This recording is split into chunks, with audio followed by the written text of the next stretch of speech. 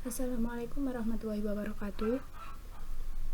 Di sini saya akan menjelaskan tentang tugas di PPT terlebih dahulu. Soalnya, suatu menara distilasi pada tekanan 1 atm dengan menggunakan kondensor total dan reboiler parsial dipakai untuk memisahkan campuran etanol air dan fraksi mol etanol 0,2. Menara distilasi menghasilkan distilat dengan kemurnian 80% mol etanol dan residu dengan kemurnian 2% mol etanol. Jika umpan pada suhu 80 derajat Fahrenheit dengan metode McCabe-Thiele, tentukan jumlah stek pada R sama dengan 5/3 dengan laju alir umpan 1000 kmol per jam. Dan di sini juga diketahui nilai HF pada 80 derajat Fahrenheit yaitu 833,3 kJ per kilogram, dan juga H 20.833,3 kJ per kilo, dan nilai HL 2916,7 kJ per kilogram. Mulai kita buat diagram alirnya. Yang pertama tadi feednya sebanyak 1000 kmol per jam dan XF-nya sama dengan 0,2. Lalu untuk hasil distilatnya sebanyak fraksinya 0,8. Sedangkan untuk bottom productnya memiliki fraksi 0,02. Nah, kemudian kita buat neraca massa totalnya. Feednya sebanyak 1000 sama dengan B plus D. Nah, di sini nilai B dan D kan tidak diketahui. Jadi kita buat persamaannya dulu. Lalu B didapatkan B sama dengan 1000 per 1000 dikurangi D. Nah, lalu persamaan ini kita masukkan ke dalam neraca massa komponen. Dihasilkan 1000 dikali 0,2 sama dengan B-nya dimasukkan dari persamaan 1 tadi, 1000 dikurangi D dikali 0,02 ditambah distilatnya dikali 0,8.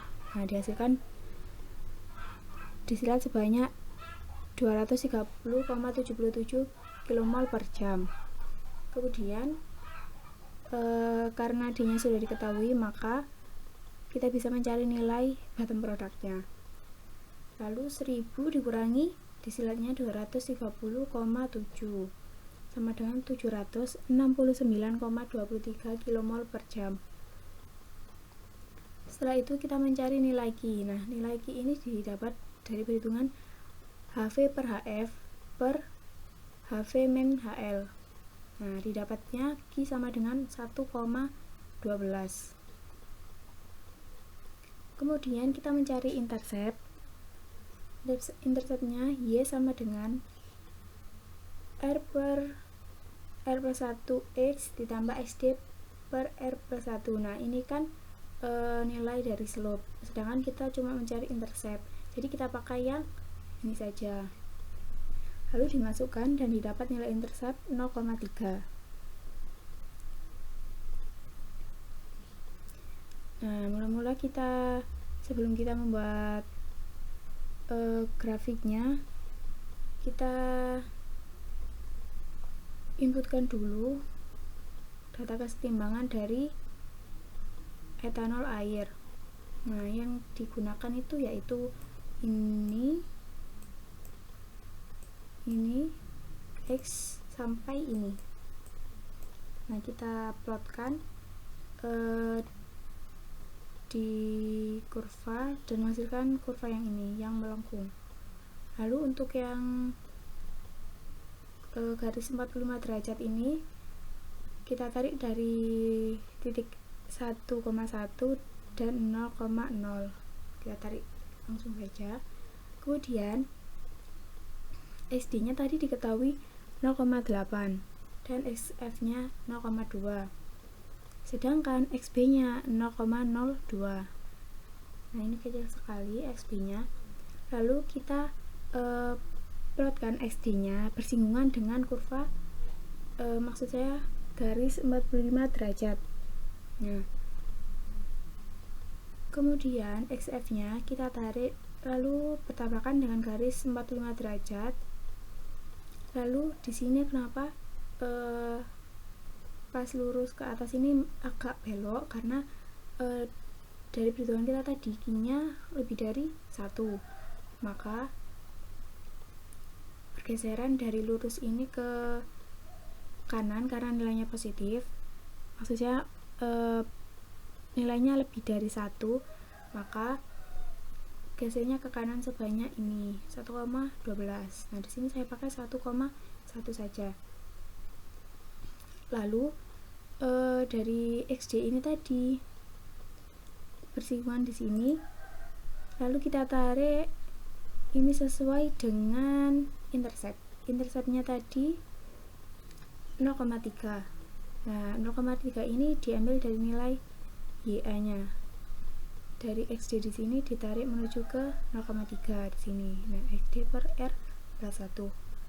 Lalu untuk mencari nilai garis stripping, kita tarik dari garis XB tadi, lalu kita tarik yang bersinggungan dengan garis antara XF dan garis enriching.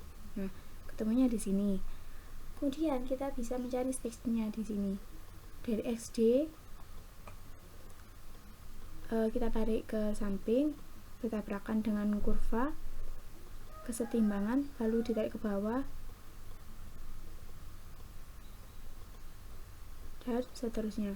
Jadi kita ambil stage ini di atas garis enriching dan stripping. Nah, kemudian nilai stage-nya dapat diketahui 4 stage yang terdiri dari 3 kolom dan 1 reboiler parsial. Untuk data kesetimbangannya bisa didapatkan di appendix A323 buku Genkoplis.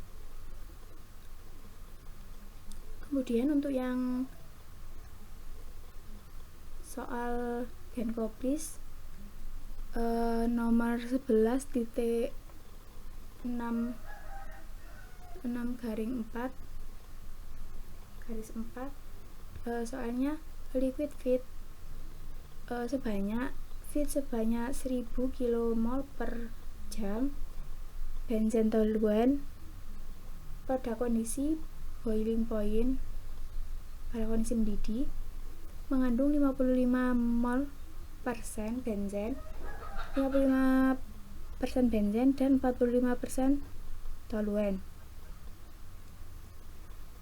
Didistilasi pada tekanan 11,32 kilopascal yang menghasilkan produk atas atau distilat 0,98 fraksinya, dan bottom produknya XB sama dengan 0,04 fraksinya. Kemudian digunakan reflux dengan rasio 1,3 kali dari reflux minimum.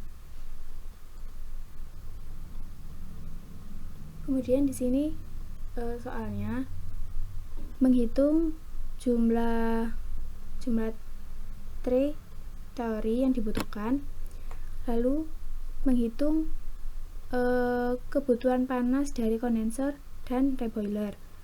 Kemudian yang C menghitung